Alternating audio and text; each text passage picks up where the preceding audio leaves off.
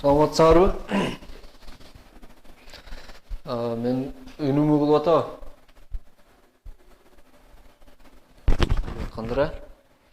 Так анда өткөндө экзамен болгон. Ошол экзамен суроолорун чыгарабыз бүгүн.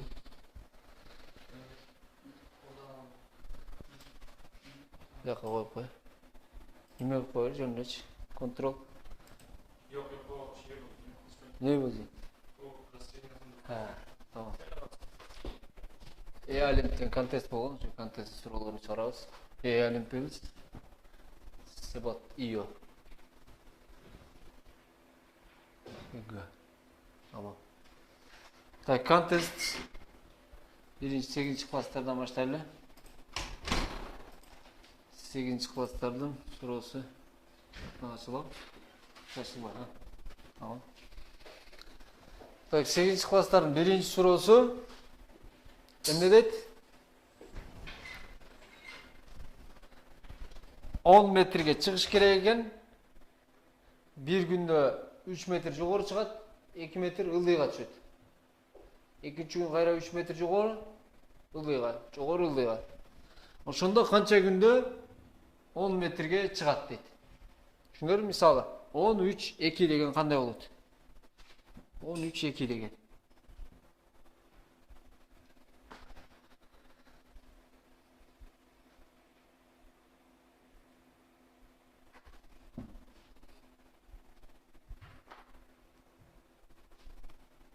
Окей. Эмне гана? Жогоруда экен да. 13-2. Бизде 10 метр бар. 10 метр дейли. Bir günde 3 metre çıkat. 3'e çıksın. Kayra 2 düşöt. 1 metrege çıkıp kayra 3. 4. metrege. Kayra 2'ye düşöt. Kayra 5. Gelip akırı 8. günde çıkat eкен. Бирок бул суроода эмне деп турат?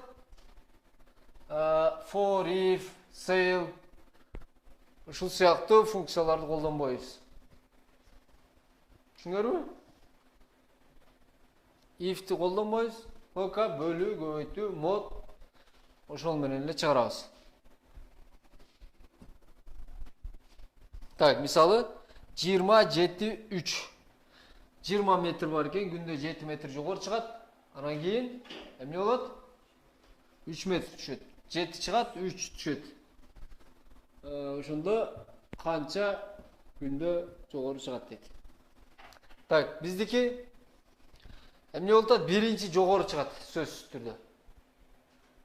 Туурабы? Ошондо биз 10дон сразу -3. Биринчи күнү эле 7 метр калат. Анан калган күндөрүндө эмне болот? Калган күндөрүндө мына экөөнүн айырмасы болот. Мисалы 3 жогору, 2 ылдый түшсө канча метр жогору чыккан боло берет? 1 метр. Демек, калган күндөрүндө күнүнө 1 метрден кетет дегенде бөлүп койсоңор болот да. Бөлүнгөн эмне? 3-2. Бирок биз биринчи күнү чыкканыбыз 1 плюс деп коебуз. Так. 10дон 3 кемсек 7 метр. 1 плюс дегенибиз эмне? Биринчи күнү чыкты дейбиз. Түшүнүңөрбү? Калган күндөрү түшүп чыгат. Калган күндөрү экөөнүн айырмасынан эле көтөрүлөт да. Биринчи күн чыкты. Кайра биринчи күн түштү, экинчи күн чыгат. Ошондо биринчи күн 3 метр чыгат, калган күндөрү 1 метрден көтөрүлөт деп элестетсек болот. Туурабы? Калган күндөр эмне болуп калат? 10-3, 3-2. Бул 7 болот. 7 биринчи күн менен 8 күн болуп калды. Буну эми формула кылып алсак кандай болот? Бизде H бар, туурабы? H'тен эмнени кемитебиз? A'ны кемитебиз. Так, калганын эмнеге бөлүп коебуз? A минус B'га бөлүшүбүз керек. Бир күн кошулат сөзсүз. Эмне үчүн биринчи күн чыгат, калганын экөөнүн айырмасы менен кетет. Бирок эмне болуп калат? Мисалы 27. Канча калат? 13 калат. Калган күндө 4 метрден чыгат дейбиз. 7 метр 3 метр түшүп кайра 7 метр чыкса, демек 4 метр бизге калат да. Туурабы? А буну 4кө бөлсөк канча болуп калат? 3 болуп калат. 3 бүтүн бир нерсе болуп калат. Интежер болгон үчүн 3 эмне болуп калат? 3кө сейл болуп калат. Туурабы? Буну эмне кылышыбыз керек? 4 кылып коюшубуз керек. Себеби 1 метрди да бир күндө чыгат да.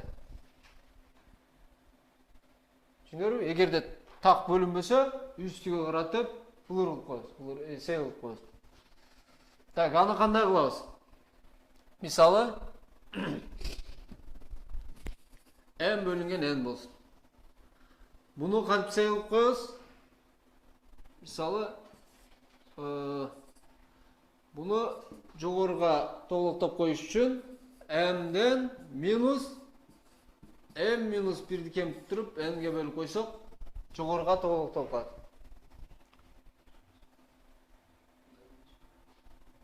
m плюс. Бияк плюс болот. Мисалы, 14 болсун. 14 бөлүнгөн 5. Бул эмне болуш керек? 3 болуш керек да, туурабы? 14кө 5 4-тү кошсок 18, бөлсөк 3. Мисалы, 10 бөлүнгөн 5. Бул 2 болуш керек. 4-тү кошсок 14 бөлүнгөн 5 кайрылы 2. Мисалы, 11 бөлүнгөн 5 болсо, эмне болуш керек? 3 болуш керек, Буга 4-тү кошуп койсок 15 болуп калат да, 3 болуп калат. Түшүндүрбү?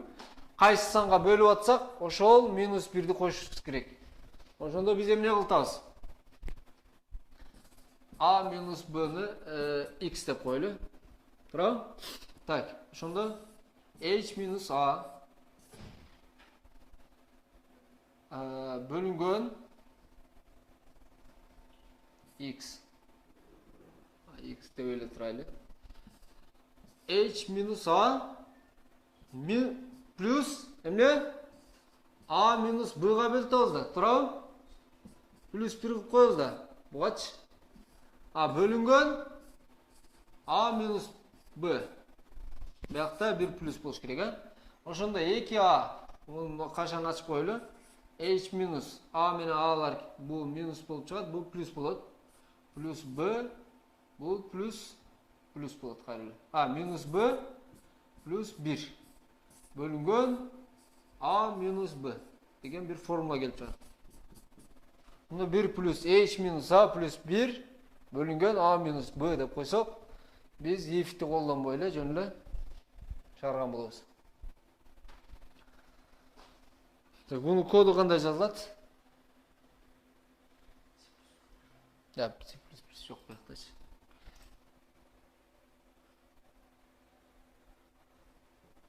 Кийинки суроого өтөлү. Экинчи суроо. Азыр.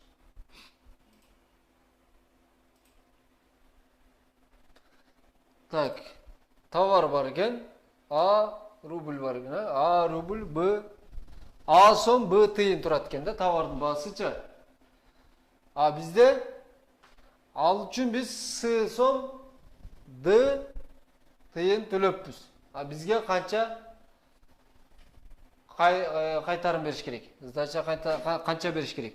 Мисалы, 5 сом 60 тыйын экен, 5 сом 60 тыйын болсо, биз 7 сом 80 тыйын бериппиз.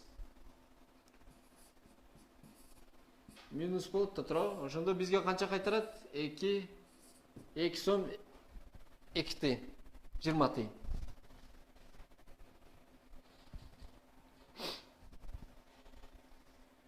Бул жөнөкөй эле суроо. Бул жерде эч кандай шарт жок экен. Анда жөн эле эмне кылып коебуз?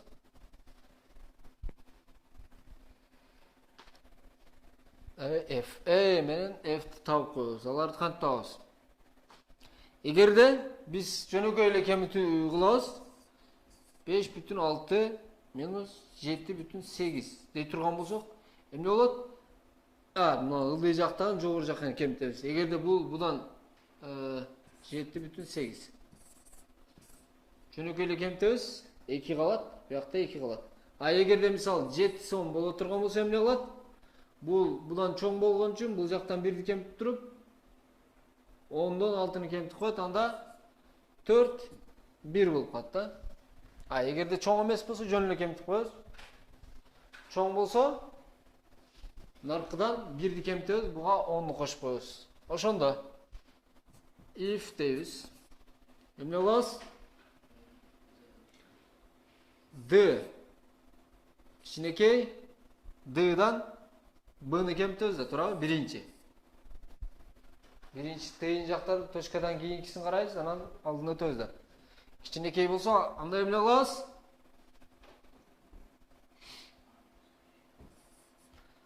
A'дан S минус S'дан 1ди кемитебиз. Анан кийин D плюс барабар 10. D'га 10ду кошобуз. Туурабы? Эми Cout эмне кылабыз? Так, Cout сразу эле кемитип чыгарып коебуз. Биринчи S минус A, анан боштук D минус B деп чыгарып коебуз. Болду. Биринчи карап алабыз. Эгерде бул будан чоң болуп калса, анда S'дан кемитебиз да D'га 10ду кошуп коебуз. D'га 10ду кошуп койгондо бул чоң болуп калат. Ошондой суроо барбы?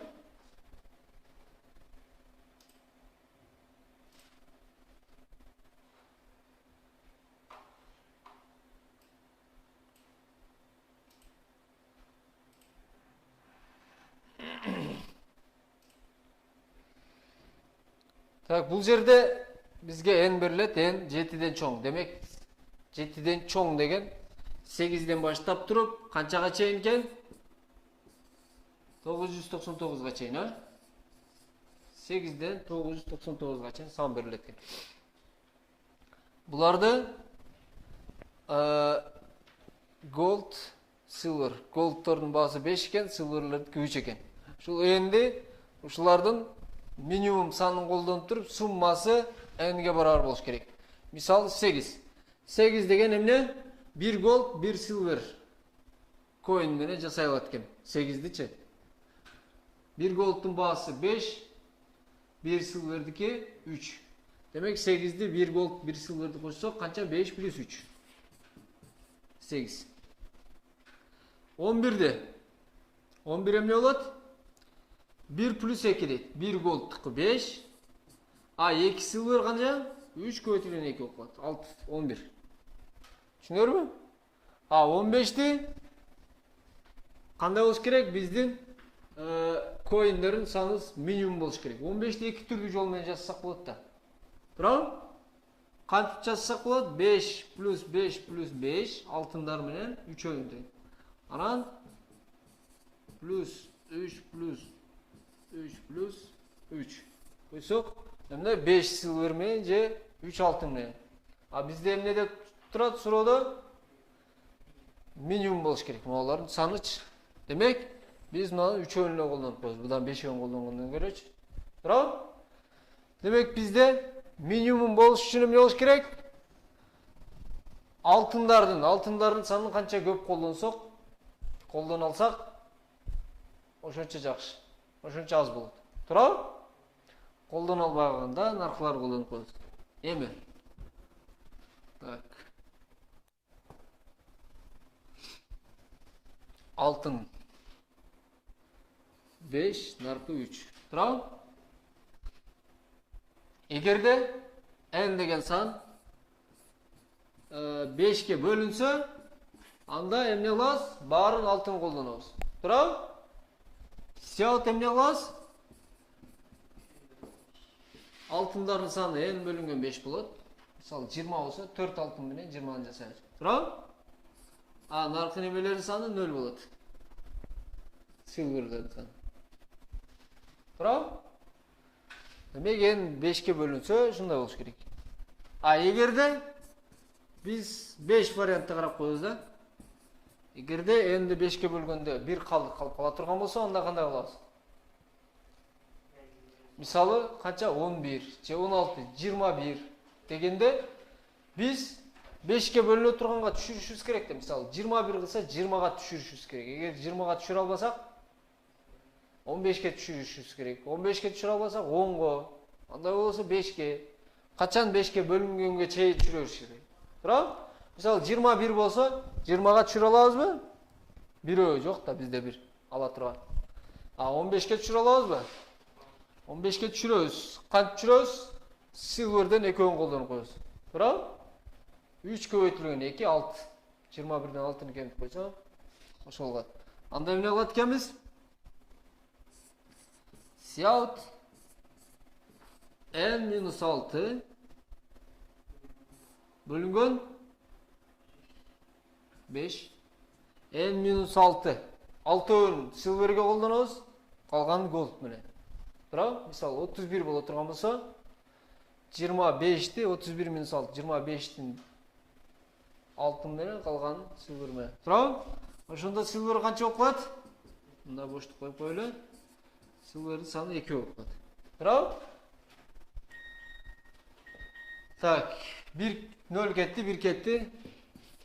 Эми if n mod 2 барабар қанша? 2 емес, 5. Барабар 2 боло тұрған болса, егерде 2 қалдық қала тұрған болса, мисалы қайсы мисал болушы мүмкін? 12, 17, 25, 22, 27 дегендер. Тұрау? Анда емне қыласыз? Мысалы, 22 болу тұрған болса, 20-ға түшір алабыз ба? 3-төр менен түшір албайсыз. Тұрау? 15-ке түшір алабыз ба? Түшір албайсыз. 22-ден 15 тасақ 7 қалады. 7 3-ке бөлінбейді. Тұрау? 10-ға түшір алабыз ба? Түшір алабыз. Тұрау? Қаншауын қолданып, silver'дің 4-өн қолданып, 12 болады. 22-ден 12-ні алып қойыз. Демек, 12-ні алып қойыз. Сяут, темне? n-12 бөлінген 5. Нар жаққа, темне дейіз? Қаншауын? Silver мен? 4-өн. 4-өн 3 немеден көйтсең 12 болады. Так, if дейіз. n-mod 5 барабар 3 бола тұрған болса, 3 қалдық қала тұрған болса, эмне қылабыз? Мисалы 13, 18 бола тұрған болса, 13-ті сразу 10-ға, 18-ді 15-ке түшіріп қойғанды жақсы. Прав? Демек, бирөөн қолданабыз silver'денші. Сяут n-3 бөлінген 5 нар жақтан бирөөн. Прав? else деп қойлы, бұяққа да else. Андай болса, не болады? Демек 4 қалдық қалған болады. Тұрау? 4 қалдық қалса, мысалы 24, 19 бола тұрған болса, не қылабыз? 15-ке түшір албайыз, 19 болса. 4 қалады. 19-ды 10-ға түшір алабыз, 9-ды кен 3-өн қолданабыз. Демек, не? Сяут n-9 бөлінген 5 Бұяқта 3 silver қолданады. Шында қойса 5 if жазып қойсаңар болды.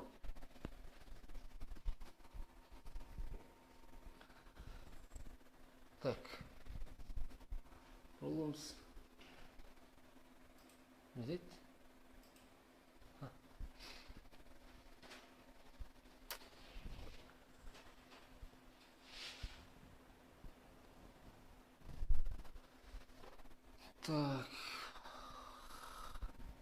NMAB. N деген emne eкен? Бізге N жолу біз жерге барып келішіміз керек екен. Барышымыз керек екен да. Анан бізде бір жолу барғанның ақшасы бар екен, A екен. Бұл жоқтачы. Анан M жолу барғанның ақшасы бар екен, бұл B екен. Biz en yolu barış için minimum kança akça getiriyoruz. Düşünüyor mu? Misal 6. Tak. Ne böyle? 6 bolu turgan bolsa, biz 6 yolu barışız gerek bir yer geç. 6 yolu barıp görüşürüz gerek.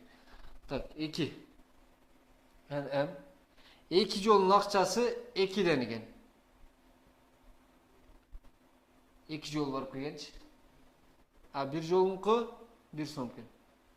Туурабы? Буну кандай кылсак болот? 6-ны мына А менен 6 жол барып келсек 6 сом болуп калат. Же болбосо 6-ны М жол барып келсек канча? 2 жол барып келет экенбиз. Ар бир 2 жол кылса 2 сомдон экен. 6-ны 2-ге бөлсөк 3, аны 2-ге бөлүп коебуз, 6 болуп калат. Экөө бирдей эле экен. А мода кандай болот? 5те. 5те эмне экен? Экөөнүн баасы 3 сом экен, экөөнүкү 3 сом экен. А бирөөсүнүкү 2 сом экен. Биз 5ти кантип жасай алсак болот? 5ти эмне кылсак болот? Модон 2-ни алабыз. Будан 1-ди алабыз. Эгер бул менен баарын ала турган болсок, анда канча сом болуп калат? 10 сом болуп калат. Туурабы?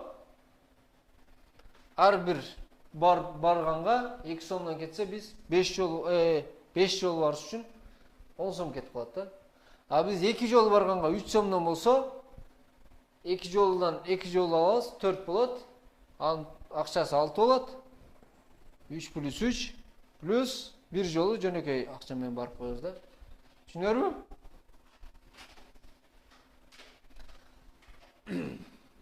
Буну эмне кылабыз?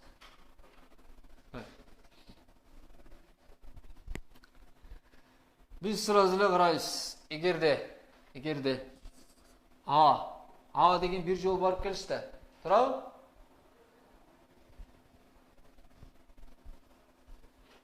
Б бөлүнгөн М. Б бөлүнгөн М десек, эмненин акчасы чыгып калат? О экинчи билеттин 1 жолу барган акчасы чыгып калат. Туурабы? Мисалы бул жакта 3 бөлүнгөн 2 десек, эмне? 1 жолку акчасы 1,5 сомдон экен да. Түшүнүңөрбү? А биякта 2 бөлүнгөн 2 1 сомдон экен. Эгерде бул кичинекей же барабар болсо, биз А менен эле барып келсек болот.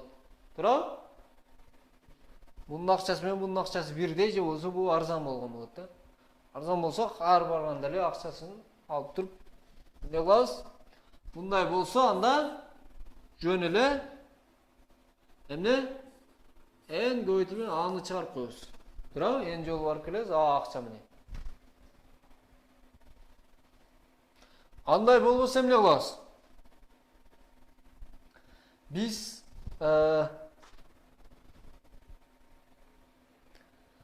Б'га бөлүнгөн жолу, M'ге бөлүнгөн жолу, мисалы 5ми? 5 эмне? 2 кылып туруп 4 жол барсак болот да, 2 кылыпчы. А калган калдыгын 1 менен кылып коебуз, же болбосо дагы бир вариант чыгып калышы мүмкүн. 2 деп мына 5тен 1 жол өткөзүп койсок деле, бизде пайда калып калышы мүмкүн. Мисалы, кандай калып калышы мүмкүн? Мисалы, монун акчасы 4 сом болсун. Канча болуп калат? Эгерде 2 жол колдонсок 6 плюс 4 бул 10 болуп калат. А биз модон 2ден 3 жол алып койсок, канча болуп калат? 3 плюс 3 9 болуп калат. А билеттин саны канча болуп калат? 6 жол, 6 билет болуп калат да. Туурабы? Биз 5 жолга жетет 6 билет. Ошол экөөнүн кимиси минимум болсо, ошону чыгарып коебуз. Түшүнүңөрбү? Жана Б менен ашча колдонгонду же болбосо жетишинче колдонуп, калганын А менен толуктаган кимиси кичинекей болсо, ошону чыгарабыз. Эми аны кантип жазабыз?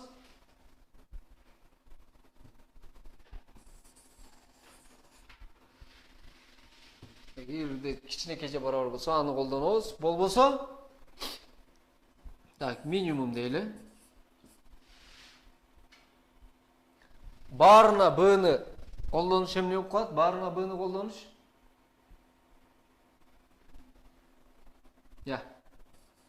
N бөлүнгөн M. А бирок биздики эмне болушу мүмкүн? Мисалы, жетпей калышы мүмкүн да, мына 5 бөлүнгөн 2 десек, 2 бүтүн бир нерсе болуп калат. Туурабы? 2,5 болуп калат. Биз буну 3кө чыгарып коюшубуз керек. Ашча билет мененчи. Ал сейлді қантып қылат елек 3-ке? N плюс M минус 1. Көбейтілген B. Әрбірінің ақшасы B-дан да. Тұрау? Мұндағы сақ, же болбосо. Екінші варианты землелі? Так. N бөлінген M көбейтілген B. Жетішінше, мисал 5 болса, бөлінген M деп қойсақ, қанша болып қалады? 2. 2-ін қолданысың. Тұрау?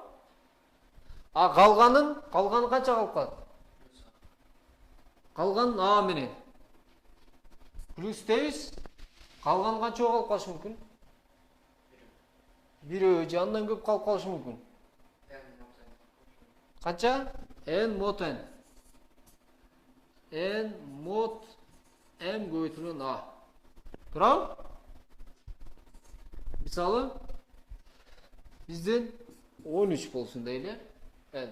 А, M болса 5 болсын дейлі. Анда қалған 3-өө қалып қалады. Қалған 3-өн A менен алып қойшыңыз керек те, тұрау? 13, 5 боло тұрған болса, бізде емне болып қалады? 13 мынау менен барын алыпсақ 15-ті алып қойыз. Же болса, бұл менен 10-ды алып тұрып, қалған A менен алып қойыз. Шонда эмне 2 if. Эгерде A кичинекей же барабар булдан болсо, буну чыгарабыз, а болбосо, оны чыгарып коебуз. Түшүнүңөрбү?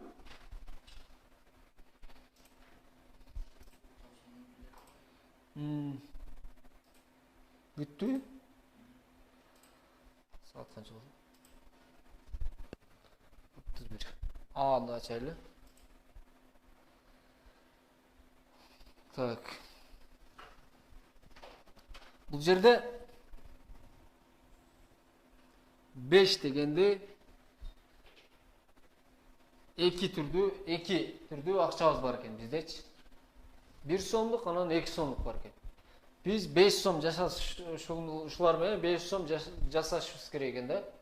А бирок булардын ар биринен 2ден бар экен. 1 сомдуктан 2, 2 сомдуктан 2 бар экен да. Түшүнүңөрбү? Анан минимум канча баягы сомдордун санын кетирип 5ди жасап алабыз дейт. А буну кандай кылат? 2 сомдуктан 2-өн алат, 4 болобу. 1 сомдуктан 1-өн коет, 5 болот. Демек, қанша 3 ақша қороттық. Тұрау? Егерде біздің ақшабыз 7-ге жетпей қалса, минус 1 деп шығарабыз. Бұл қантып жетпей қалады? 2 сомдуктан 1 бар екен. 1 сомдуктан 2 бар екен. Демек, қанша сом болот алардын суммасы? 1 плюс 1. 1 сомдуктан 2 да. Плюс 2 сомдуктан 2 бар екен.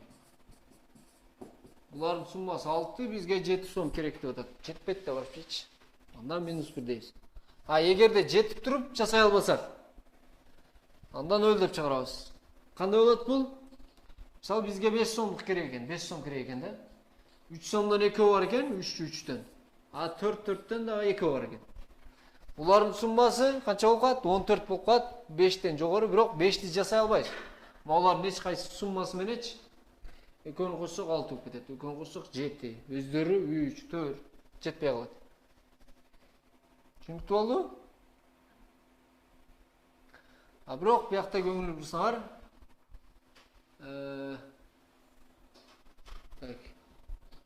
Эмне болуп турат?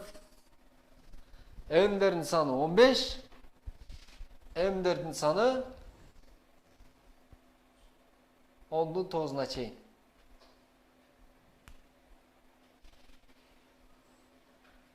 деген. Бұл ақшалардың саны 19-на чейин.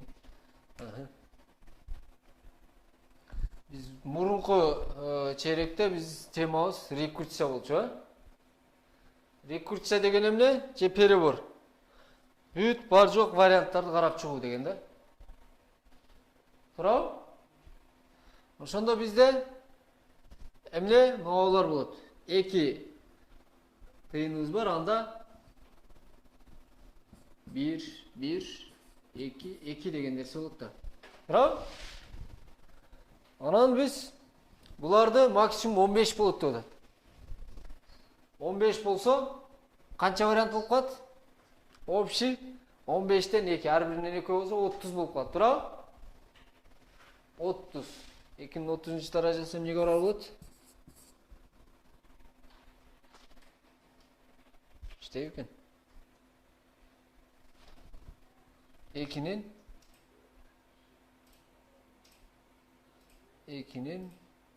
30. darajası. 1, 2, 3, 4, 5, 6, 7, 8, 9. 9. 10'un 9. darajası bu толук işlep kaladi. Так. Дагы башка жолдор менен чыгарса болот. Мен азыр рекурсияны көрсөтүп коеюн. Рекурсия деген бизде азыр канча 4 коин бар да общий. Туурабы? 1ден 2, 2ден 2. Туурабы? Ошондо 1, 2, 3, 4 деген неме коюп алайлы. Булардын немелери кандай? 1, 1,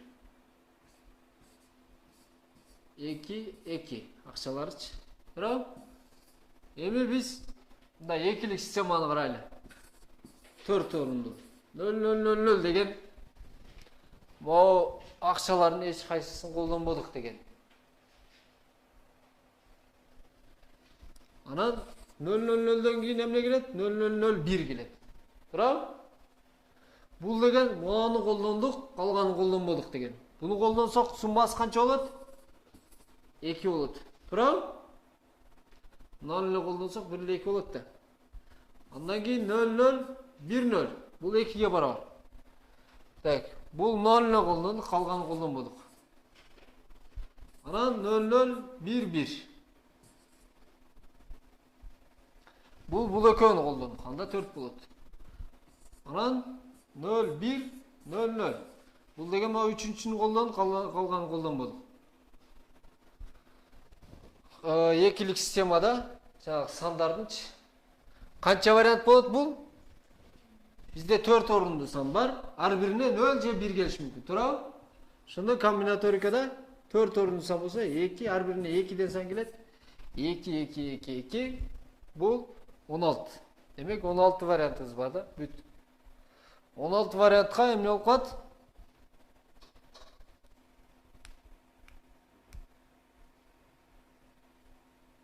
Я. 16 вариант. Бул деген 2'nin 16'sına чейин деген сандарчы. Мисалы 0ды экилик системага өткөзсөң 0, 0, 0, 0. 1ди өткөзсөң бул. 2'ni өткөзсөң бул. 3'ті өткөзсөң бул болот. 4 бул болот. 5, 6, 7 деп 15ке чейин барсаңар, олардын бүт бар жок варианттары чыгат. Эгерде 1 боло турган болсо, могунчанчы биринчи бит. Анда биринчи коинди колдон. Экинчи бит 1 болсо, анда экинчи коинди. Үчүнчү бит 0 болду, анда 0. Бул 0. Колдонбодук, колдондук же колдонбодук. 0 болсо колдонбодук, 1 болсо колдондук. Деп туруп суммалары эмне болсо? Эгерде бул энге барар болсо, ичинде канча бирди колдондук. Ошону сактап алабыз. Түшүнүңөрбү? Ошолордун арасынан суммалары энге барар болгондордун арасынан эң аз бирди колдонгондун санын чыгарып койсоңор болду. Түшүнүңөрбү? Буну жөнөкөйлө 1ден 0дөн баштап туруп, бизде канча 2 коин бар экен, анда 2'nin 4-cü darajasına çey for kılıp koysalar. Anam bir function menен tekşerip koysalar.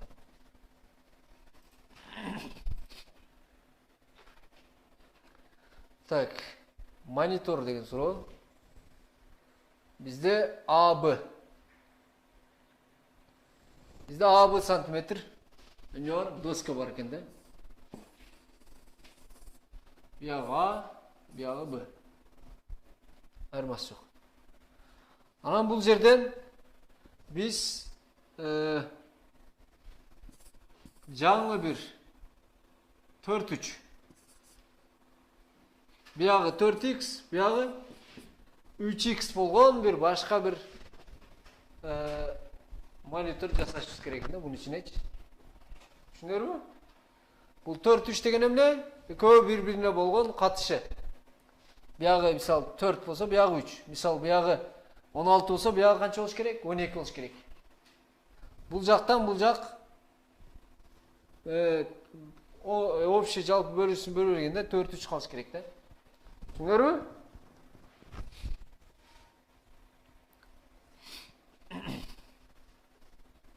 Качан 0 чыгып калат? Эгерде 0-0 качан чыгып калат? Моудан 1-1ден 1-2 катышындагы бүтүн сан таба албасак. Бизде 1-1 бар да. А 1-2 катышындагын тап дейт. 1 бuyog'i 2 ekan, ha? 1 2. Buni uzarta albayбыз. Кичинертсек, уже бирден кичинекей болбой калат. Ошон үчүн 0-0 чыгарып коет. Түшүнүңөрбү? Так, эми демек, эмне кылышыбыз керек экен?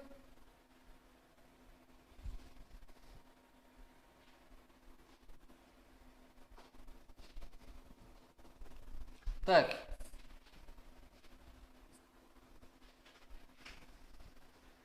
Он 9-6. 1920-ны 16-га бөлсөк, бизде 1920 деген бар. А буякта 1200 деген бар. Туурабы? Биздики эмне? 16x болуш керек, 9x болуш керек. Туурабы?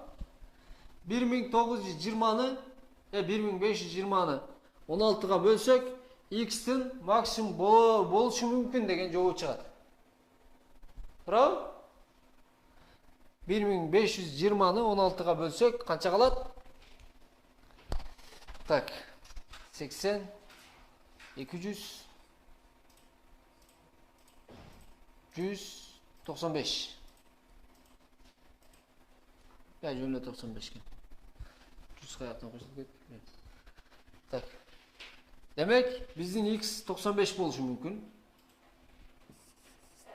95 болушу мүмкүн. Же болбосо 1200-ді 9-ға бөлсөк, канча калат?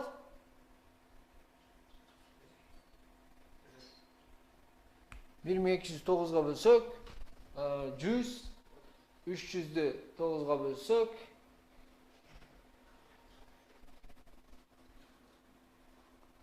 бөлөр.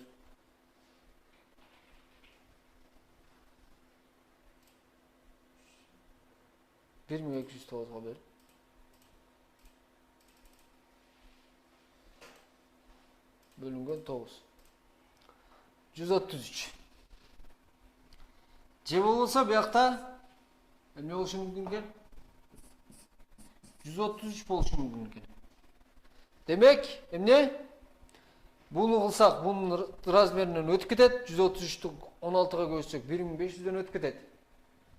Демек, биз мына 95-ке көбөйтөт экенбиз. Буну да 95-ке, буну да 95-ке көбөйтүп койсок, биздин жаңы размер келип чыгат. Буну 95-ке көбөйтсөк 1920, а 9-ду 95-ке көбөйтсөк 1080. Туурабы?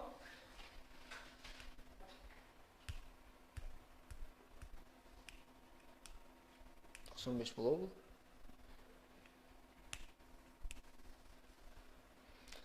Ошондой кылабыз, экөөнүн кичинесине бөлүп коебуз. А дагы бир шартты карап коюшубуз керек. Дагы качан болуп калышы мүмкүн? Мисалы, бизде канча? 10-го 9 деген бир размер болсун. А буякта 12-ге 15 болсун. 12x, 15x. Буну бөлүп койсоң 0 болот, буну бөлүп койсоң да 0 болуп калат. Демек 0 чыгыш керек деп коет да. Бирок бул жакта 0 эмес. 15x буягы 12x болсо, экөөнүн жалпы бөлүүчүсү табышыңар керек. Эмне үчүн? Бул 15x, 12x. Экөөнүн жалпы бөлүүчүсү канча? 3. Туурабы? Буягы 5x. Буну 4x деп койсоң болор. Я. Экөө бирдей да. 15x-ти 12x-га бөлсөң, 5x-ти 4x-га бөлгөнгө барабар болуп калат. Туурабы? Демек, экөөнүн жалпы бөлүүчүсү таап туруп, ошолорго бөлүп туруп, анан кийин бул жака бөлөбүз. Эмне кылабыз? Буягы 4-5 болуп калат. Буягын 4-кө бөлсөк 2,5, буягын бөлсөк 1 бүтүн бир нерсе болуп калат. Туурабы? Эми, бөлсөк 1 болуп калат. Бизге бүтүн керек да, бир бүтүн бир нерсе эмес, бүтүн керек. Анда канча болуп калыш керек экен? 15 12 9 10 десе, 9 10 15 12 deyip турган болсо, анда 5 4 деп коюшубуз керек экен. 5 4 деп жаңы монитор чыгат. Түшүнүңөрбү? Сиздин аласыңар, экөөнү бөлөсүңөр, минимум x табасыңар дагы, могу x-тарга көбөйтүп койсоңор биякачы. А бул 0 деген шартты карабай эле койсоңор болот. Себеби бөлгөндө, мисалы 1ди 1ге бөлсөң 1 чыгат, 1ди 2ге бөлсөң 0 чыгат. Минимум канча? 0. Экөөнү тең 0ге көбөйтүп койсоң 0 0 болуп калат. Түшүнүңөрбү? If деген шарттын кереги жок. Ошондо. Дейин суроо. Кончолду.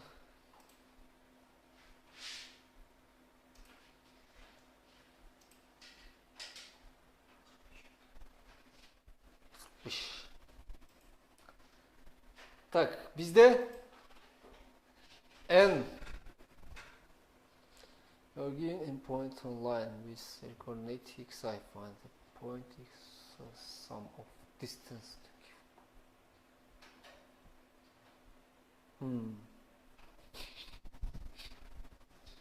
Bizge точкалар берилеткен. X деген координатада. 1 2 3 4. А буларды бир жерге топтошубуз керек экен. Топтогондо, мисалы, 1ди бияка алып келиш үчүн экөөнүн дистанс кетет экен. А бул 4ті бияка алып келиш үчүн экөөнүн дистанс кетет экен. 3ті бияка алып келиш үчүн экөөнүн дистанс. Же болсо баарын мына бирге топтоп койсок болот. Эгерде эки окшош дистанс чыгып калса, анда сол жакта турганын чыгарып койгула дейт. Түшүнүңөрбү? Сол жагын чыгарып коебуз. Түшүнүңөрбү? Бул эмне деген суроо? Качан топтогондо оптимальный вариант болот? Баарын ортого топтосок, эң жакшы вариант болот да, туурабы? Мисалы, көп нерсе бар, баарын чекеге алып келсең, баары келгенден көрө ортого чогулган баары жакшы. Аны эсептеп көрсөңөр да ар дайым жакшы болот. Эң ортогочу. А бизде эгерде 4 сан болуп калса, анын ортосу мо 2 менен 3 кимис экенин билбей каласыңар. Ошондо сол жагын чыгарып койгула деп атат да. Түшүнүңөрбү? А мисалы 5 сан болуп калса, анда 3-үнчүгө топтоп койсоңор баарынчы. Ошондо минимум кетет. Туурабы? Же болсо жуп болуп калса, анда эмне кылып коет экенбиз? 2ге бөлүнбөйт, 2ге бөлүнөт. Ортосу 2 менен 3, демек сол жагына. А эгер так болсо, эмне? Так ортосундагы чыгарып койсоңор. Мисалы 7 болсо, канчанчы чыгарасыңар? 4-үнчү чыгарабыз. Биякта 3, нар жакта 3 калат да. Түшүнүңөрбү? А бирок мына эмне болот? Сандар ар түрдүү берилип калышы мүмкүн. Биякта сорт болуп берилген. А нар жакта 2 1 3 4 деп берилип калышы мүмкүн. Буну эмне кылабыз? Ортосун табыш үчүн буну биринчи сорт деп алабыз дагы. Сорт деп турупчу. Сорт деген функция бар. Ал эмне кылат?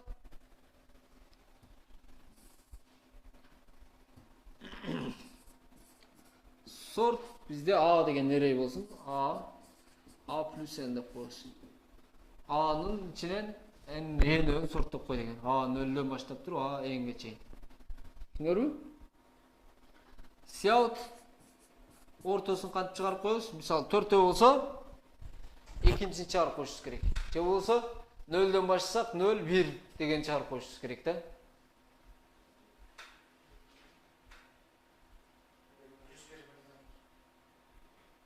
Плюс 1 бөлүнгөн 2 эмес? N минус 1 бөлүнгөн 2. N минус 1 бөлүнгөн экинчи эрейди чыгарып коебуз.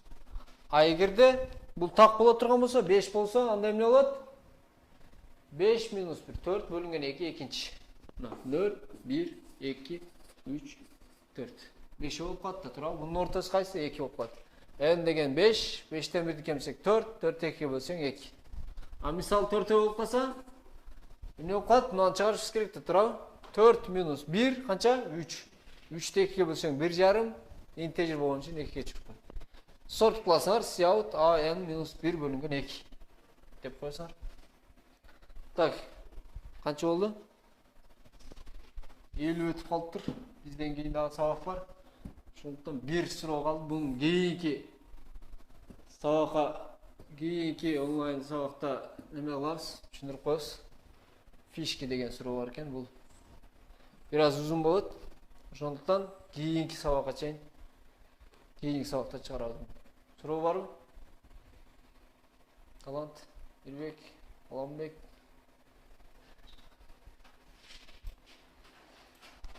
Суроо жок болсо жакшы калгыла, саламатта калгыла.